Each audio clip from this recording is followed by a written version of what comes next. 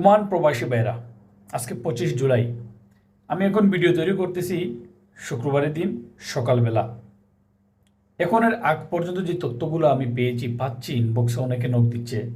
প্রচুর পরিমাণ চেক চলতেছে, প্রচুর পরিমাণ লোক ধরতেছে, ইলিগেল লোকদের ধরতেছে যারা অবৈধ অবস্থায় রয়েছেন, জেলে নিচ্ছে, ডিপোর্ট করতেছে, হোয়াট এভার XYZ, যে একটু একটা তারা প্রসেসের মাধ্যমে তারা এটা করে যাচ্ছে।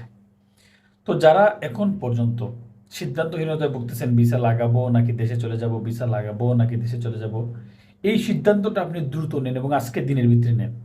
পরিবারের সাথে কথা বলেন, বন্ধুদের সাথে কথা বলেন, একটা সিদ্ধান্ত নিয়ে নেন। অবৈধ আছে, যদি বৈধ হতেই হয়, বৈধ হওয়ার সুযোগ থাকে, বৈধ হয়ে যান, না হলে আউটপাস নিয়ে দেশে চলে যান।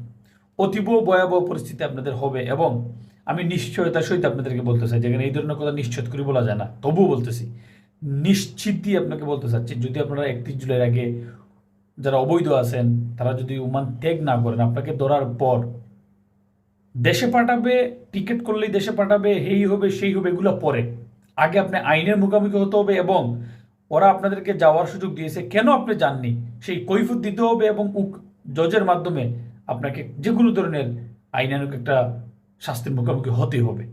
তো এই ধরনের জিনিসগুলো আপনারা যদি ফেস করতে না চান, অতি দ্রুত সিদ্ধান্ত নিয়ে ওমান ত্যাগ করুন বা ভিসা লাগান। ধন্যবাদ।